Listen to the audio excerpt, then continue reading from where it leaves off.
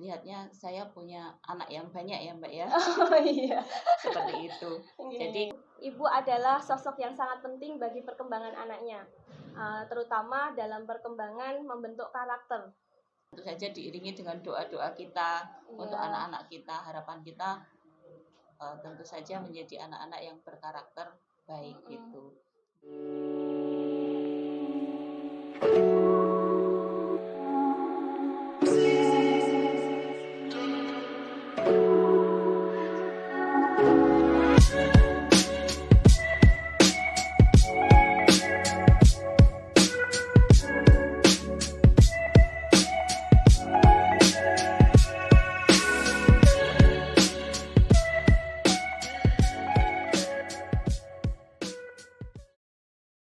Assalamualaikum warahmatullahi wabarakatuh. Selamat berjumpa lagi di podcast Nesaga. Tepuk tangan semuanya.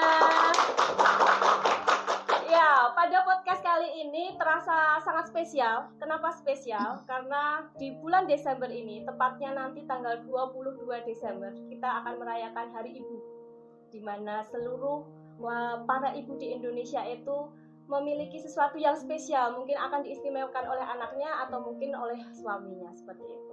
Tidak terkecuali dengan para ibu yang ada di SMK Nisaga 1 Gantiwarna yang tergabung dalam Dharma Wanita. Nah, jadi tidak ada salahnya jika saya mengenakan pakaian Dharma Wanita kali ini.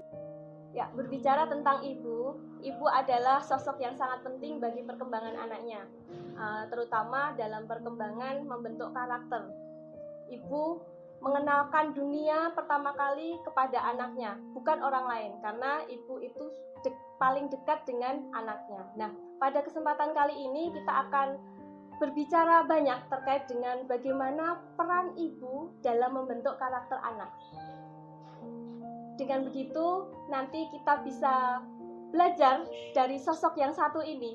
Beliau adalah Ibu Christina, sarjana pendidikan yang merupakan salah satu anggota Dharma Wanita SMK Negeri 1 Gantiwarna. Mari kita sambut beliau, Ibu Christina. Beri tepuk tangan untuk beliau. Selamat datang Ibu, apa kabar? Alhamdulillah baik Mbak Risa. Sehat Ibu? Alhamdulillah. Iya, Sangat baik sekali. Oh iya, terima kasih sudah bersedia hadir di podcast kami. Iya. Meskipun podcastnya ini hanya ala kadarnya mungkin bagi Ibu, tetapi insya Allah akan berdampak luar biasa bagi perkembangan dunia podcast yang ada di SMK Negeri 1 Gantiwarna ini, Bu. Ya. Harapan kita ya Mbak ya. Iya, Bu, berbicara sosok terkait dengan Ibu, terkait dengan sosok Ibu. Menurut Ibu, sosok Ibu itu seperti apa sih bagi Bu Christina? Oh ya, sebelum saya menyampaikan itu ya Mbak, tadi Mbak Risa menyampaikan tamu spesial. Iya. Ya, karena memang di SMK Nesaga ini semuanya sebenarnya spesial. Oh iya. Cuma kali ini kebetulan saya yang kena sampur karena mungkin dilihatnya saya punya anak yang banyak ya Mbak ya. Oh iya. Seperti itu. Jadi kalau menurut saya seorang ibu itu adalah guru pertama untuk anak-anak kita. Gitu. Dan juga sebagai Google, tempat browsing ya, tempat browsing untuk anak-anak kita juga.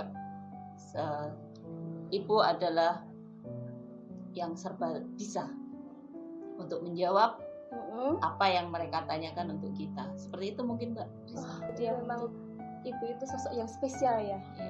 Dan Allah. apalagi kita juga sekarang ini sebagai seorang ibu, saya pribadi sebagai ibu muda harus lebih banyak belajar lagi mungkin kepada Bu Christina yang mungkin lebih berpengalaman dalam mengasuh ketiga putra-putrinya seperti itu.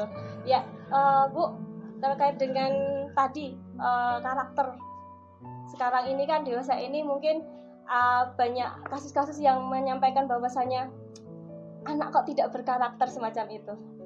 Ada beberapa seperti itu, tidak seluruhnya, tetapi ada beberapa seperti itu. Menurut Ibu bagaimana? Itu apakah karena peran ibu yang kurang atau bagaimana? Jadi bagaimana peran seorang ibu sih bagi pembentukan karakter seorang anak? Sebenarnya saya juga sependapat juga sih. Untuk terakhir ini memang perkembangan karakter anak itu menurut saya berkurang ya, tidak seperti waktu saya dulu itu. Kalau melihat anak-anak itu kalau sama orang tua seperti apa, murid-murid kepada gurunya itu seperti apa, itu kan sepertinya berbeda. Dan menurut saya itu pendidikan itu memang yang pertama dari keluarga. Itu menurut saya. Pertama dari keluarga, orang tua, lingkungan, dan terutama ibu. Itulah ibu yang berperan penting dalam hal ini. Jadi untuk membentuk karakter anak itu, kita juga harus bisa menjadi contoh, kita harus bisa memberikan yang terbaik untuk anak-anak kita. Untuk kita berharap anak-anak kita mempunyai karakter yang sangat baik gitu. Terus kalau di dalam mendidik anak Bu, itu kan sudah mungkin anak-anak juga sudah besar nggih Bu nggih, sudah besar, sudah bisa mungkin sudah bisa memilah antara yang baik dan benar seperti itu. Dan mungkin juga saya yakin Bu Christina itu mendidik anak dengan menekankan pendidikan karakter yang kuat kepada anaknya, sehingga anaknya itu berkarakter hebat, kemudian juga tangguh, dan mungkin sebagai penerus bangsa seperti itu, penerus generasi emas lah bisa dikatakan seperti itu. Bagaimana tips ibu dalam merawat anak-anak sehingga anak-anak itu berkarakter dengan baik? Itu harapan orang tua semua ya Mbak ya. Untuk mendidik anak berkarakter baik ya, insya Allah dan harapan saya anak-anak saya itu punya karakter yang baik. Tapi anak saya ini kan ya dikatakan sudah tahu mana yang baik, mana yang tidak baik. Itu juga masih tergantung dengan ibu. Gitu. Jadi juga dengan lingkungan. Tadi saya sampaikan juga kalau pendidikan itu berawal dari keluarga. Mungkin kalau di luar memang pergaulannya itu kurang baik, tapi kita memberikan dasar dulu untuk anak kita. Harapan kita juga yang baik-baik aja ya Mbak. Kalau nantinya tentu saja diiringi dengan doa-doa kita untuk anak-anak kita. Harapan kita tentu saja menjadi anak-anak yang berkarakter baik itu. Kemudian menurut saya anak-anak ini perlu kita dampingi terus sampai kapanpun. Kalau kita jadi ibu tentu saja tidak hanya sampai di sini saja untuk jadi ibu kan. Kita tentu saja sampai mereka keluar dari rumah kita, mereka berkeluarga sendiri, itu tetap anak-anak kita yang mungkin mereka tetap membutuhkan kita seperti saya juga gitu. Kita juga masih membutuhkan orang tua, walaupun orang tua kita juga sudah hanya melihat kita seperti apa seperti itu. Tapi kalau melihat kita sekarang menjadi orang baik lah minimal gitu, orang baik yang itu kan adalah kebanggaan dan harapan orang tua itu sudah tercapai gitu Mbak. Ya kita memenuhi harapan itu, kemudian menyampaikan juga kepada anak-anak kita. Sekarang saya sudah menjadi ibu gitu. Jadi belajar dari orang tua ya Bu ya sebelumnya. Jadi belajar kemudian diterapkan kepada anak kita supaya anak kita juga berkarakter baik seperti itu. Kalau menerapkan pendidikan karakter itu dari ibu sendiri itu pasnya atau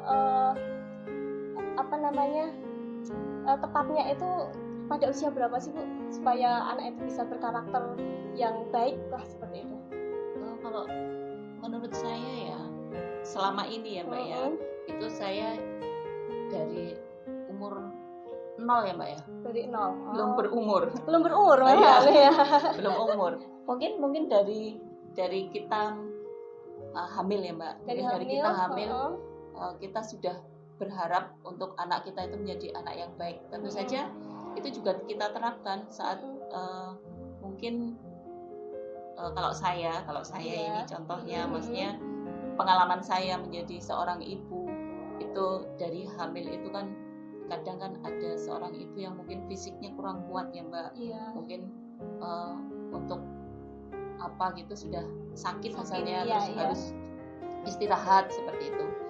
Tapi kalau saya itu alhamdulillah dikaruniai fisik yang kuat ya gitu, fisik yang kuat, kemudian kemauan yang kuat juga. Sudah mempunyai momongan dari hamil itu saya sehat, jadi saya didik itu dari hamil Mbak. Oh, dari hamil ya. Iya, Jadi hamil sudah waktu dididik saya hamil, karakternya. iya. Oh gitu ya. Ketika saya hamil itu kan contohnya saya tidak malas, Mbak. Tidak malas itu. Okay. Misalnya. Yeah. Saya berharap karena saya tidak malas, dia sudah mengalir ke tubuh saya, kemudian anak saya itu akan menirukan saya dengan kegiatan saya sehari-hari yang tidak bermalas-malasan gitu. Oh ya, karena mungkin pas hamil itu ikatannya itu lebih kuat gitu ya. Iya. Jadi karena kan yang punya, maksudnya kita yang langsung gitu kan Iya. seorang ibu. Kalau Iya. bapak mungkin setiap kali hanya bukan hanya juga sih, itu juga sangat penting untuk kita gitu. Iya. Itu kan membisikkan gitu juga sangat penting. Itu juga membuat kuat seorang ibu juga. Gitu. Oh iya, seperti itu. Tadi terkait dengan itu Bu, terkait dengan tadi pendidikan karakter yang dimulai dari sejak dalam kandungan ya, semacam itu. Kemudian ketika anak itu sudah mungkin berkembang dari lahir atau mungkin dari usia yang sudah bisa dididik lah semacam itu, pendidikan karakter seperti itu, caranya bagaimana Bu? Ketika saya kan ini ada 2 anak nih di sini, saya punya 2 anak, kemudian bagaimana cara mengembangkan atau membentuk karakter anak saya untuk kedua anak saya, jadi tidak hanya fokus ke salah satu tapi keduanya. Bagaimana itu? Gini Mbak, anak itu kan punya karakter sendiri-sendiri walaupun kita membentuknya yang baik gitu ya Mbak. Iya. Tentu saja berbeda-beda tapi tetap dasarnya anak itu memang sudah baik ya Mbak. Iya. Menurut saya kalau seperti itu kan kita tidak boleh membandingkan. Oh, tidak membandingkan. Oh, jadi dibanding-bandingkan iya, ya. Sekali. Iya, oke ya. Kayak Mas Farel ya. Iya, Nah, jangan dibanding-bandingkan. Tidak boleh dibanding-bandingkan. Karena anak itu nanti kalau dibanding-bandingkan, kamu harus seperti kakak, kamu harus seperti adik atau seperti apa, itu kan mereka jadi tidak menjadi dirinya sendiri juga. Mereka akan minder atau enggak malah berontak ya Mbak. Iya, berontak ya. Seperti itu biasanya kalau dibanding-bandingin. Jadi kita ikuti aja. Maksudnya kita ikuti karakter anak A, pertama seperti apa, kedua seperti apa, kalau saya sampai ketiga itu seperti apa, gitu kan. Itu jangan dibandingkan. Yang jelas kita ikuti karakternya seperti apa, kita mendidiknya harus seperti apa.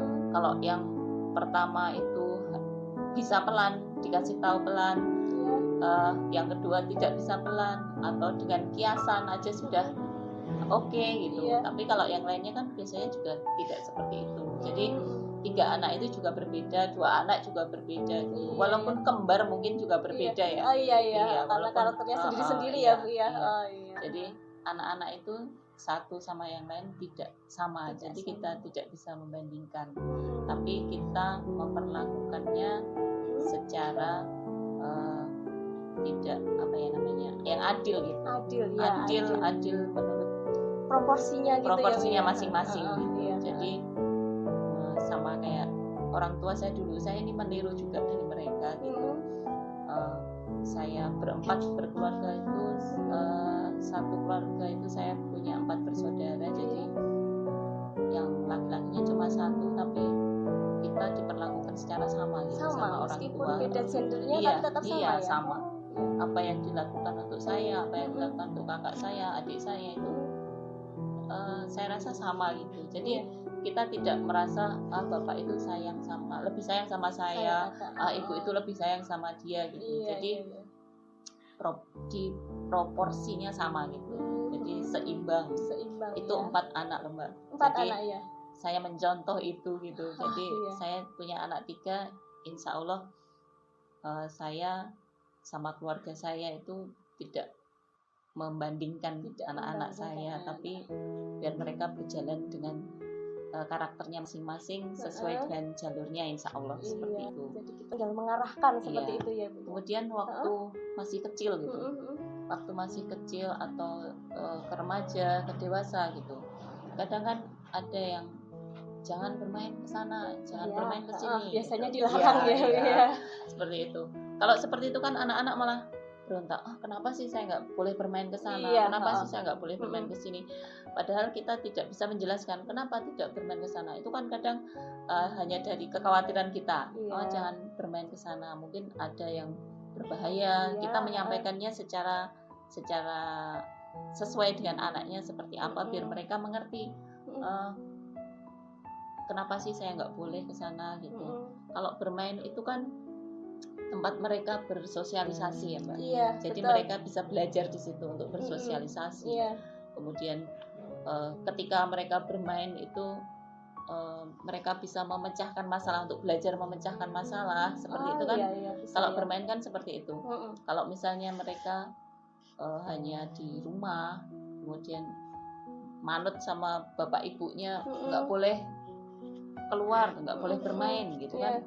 Mereka hanya diem aja di rumah. Mereka memecahkannya tidak secara apa namanya? Bersama atau secara bersama, ada karakter temannya yang seperti apa, mereka juga bisa beradaptasi, bersosialisasi, dan ya itu tadi untuk memecahkan masalahnya mereka gitu. Itu seperti itu. Iya. Kemudian ada lagi Bu, selain tadi membandingkan, kemudian kita membiarkan anak itu bermain seperti itu, apa ada lagi yang lainnya mungkin? Tentunya kita ini Mbak, memberi contoh. Iya. Itu susah itu Bu. Ya, yang susah kadang itu kita hanya itu. bisa memberikan teori saja, Dek kamu harus seperti ini, kamu harus seperti ini, tapi kita tidak bisa memberikan contoh juga ya. Betul sekali. Jadi kasihlah contoh yang baik-baik di situ.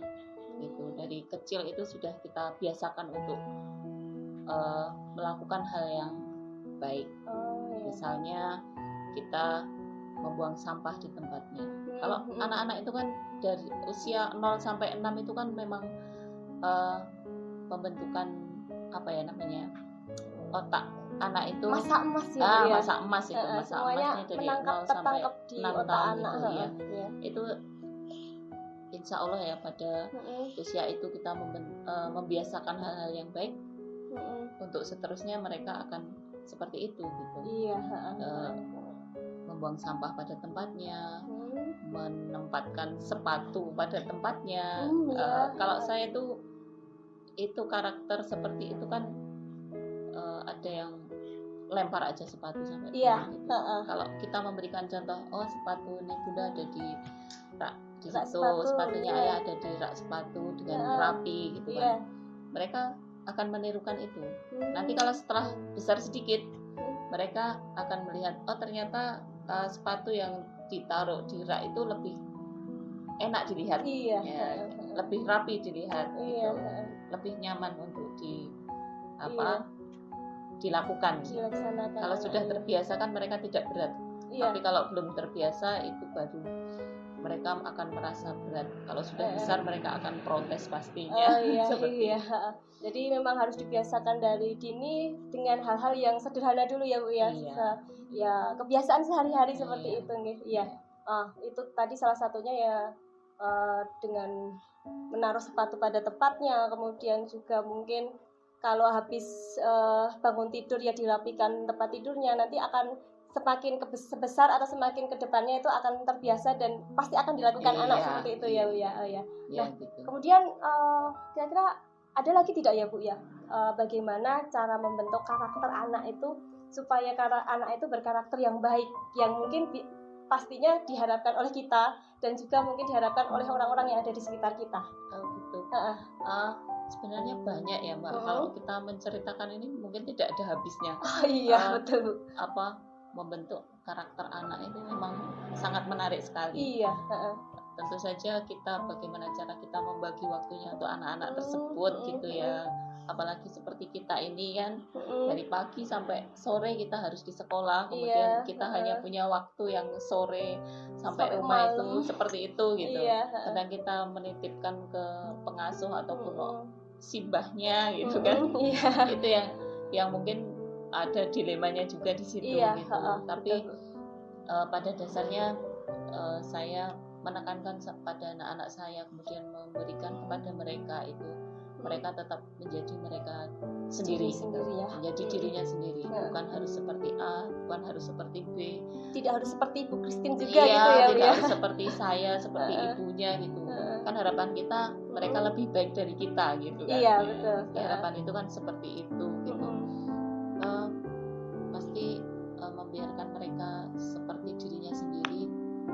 Kalau kita misalnya kalau kita memaksakan seperti diri kita atau seperti apa sih orang lain yang terlihat terlihat sukses gitu. Seperti itu kan nanti mereka justru ragu-ragu ke depannya. Menurut saya seperti itu.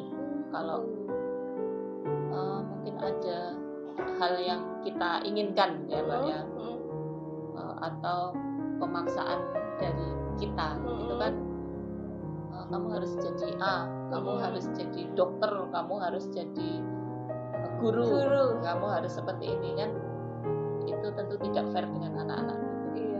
Itu hati mereka sudah ada pilihan sendiri gitu. Jadi mereka harusnya kita harapkan untuk menjadi dirinya sendiri, jadi mereka kedepannya juga mantap untuk melangkahkan kakinya mereka gitu. Jadi mungkin jangan memaksakan kehendak kita kepada anak kita ya. Kadang kan sekarang juga mungkin ada beberapa orang tua yang memaksakan kehendak kepada anaknya, tapi nanti efek yang terjadi justru malah sebaliknya seperti itu ya Bu. Mereka mungkin anak-anaknya berontak. Misalnya katakanlah, Dek, kamu harus masuk ke pondok nanti ketika SMP, katakanlah seperti itu. Nah, itu mereka mungkin tidak sesuai dengan kayaknya, dan juga karakternya juga tidak berkembang ya Bu ya. Karena melihat lingkungan juga saya Mbak, karena ada juga kan yang kamu harus sekolah di sini, kamu harus sekolah di sini. Mereka tidak sesuai keinginannya, malah mandek nggak mau sekolah. Seperti itu kan ketakutan yang luar biasa untuk kita ya sebagai ibu gitu kan. Dan tentunya masa depan anak juga nanti akan terganggu juga ya Bu, karena kita memaksakan kehendak. Betul. Sepakat saya dengan Bu Christine. Jadi ya sepertinya saya harus belajar banyak ini dari Ibu ini untuk mendidik anak saya yang mungkin masih salah satunya ya Mbak ya. Ya Bu, tadi sudah disampaikan cara-cara dalam mendidik anak, memberikan pendidikan karakter kepada anak ya. Insya Allah nanti akan bermanfaat bagi saya pribadi, mungkin juga bagi pemirsa yang ada di rumah seperti itu. Nah, kemudian kaitannya dengan sekarang Bu, era digital ini tantangannya sangat luar biasa bagi para ibu. Termasuk saya juga, karena di era digital ini anak-anak bisa dengan mudah mengakses media sosial mungkin dari gadget atau mungkin dari HP yang dimiliki orang tuanya mungkin bahkan mungkin mereka punya sendiri seperti itu. Bagaimana langkah kita atau cara kita menanamkan pendidikan karakter itu sendiri Bu, ketika anak di usia yang mungkin masa emas tetapi sudah di era digital seperti ini, bagaimana Ibu? Ya kalau saya sih yang penting kita tahu Mbak, kita mengerti dan kita mengikuti juga gitu. Kan kita juga terus belajar kan sebagai seorang tua, terutama ibu. Itu kan kita harus mengikuti perkembangan teknologi itu. Kita juga harus tahu kalau anak memiliki HP itu punya karakter HP-nya seperti apa. Kita juga harus tahu cara memakainya seperti apa, kita membukanya seperti apa. Terus seperti misalnya ada YouTube itu juga kita harus ke mode apa, kemudian jam berapa dia harus memakainya gitu. Jadi dibatasi ya Bu ya. Jadi dibatasi jamnya. Kalau masih anak-anak memang harus seperti itu. Kalau enggak mereka akan kecanduan juga Mbak. Memang menarik sekali kan. HP itu gitu. Jadi kita harus mengikuti juga Mbak perkembangan teknologi. Harus melek media melek teknologi, harus paham betul. Seperti itu. Begitu. Jadi perbincangan kali ini yang panjang tadi bisa disimpulkan ya bahwasanya faktor keluarga itu faktor yang paling penting bagi pertumbuhan dan perkembangan anak, terutama dalam pembentukan karakter. Karena ibu adalah sekolah pertama bagi anak. Apalagi di era digital ini, kita harus bisa lebih memahami lagi bagaimana cara mengasuh anak dalam era digital ini, seperti itu. Saya ucapkan terima kasih Bu Christine atas kehadirannya. Semoga nanti bermanfaat dan semoga Ibu dapat membimbing anak-anaknya, tidak hanya putra-putri ya Bu ya, tapi juga peserta didik yang ada di SMK Negeri 1 Gantiwarna seperti itu ya Bu ya. Terima kasih untuk kali ini. Kurang lebihnya saya mohon maaf. Saya akhiri, saya Risa Hartati dari podcast Nesaga. Sekian, wassalamualaikum warahmatullahi wabarakatuh.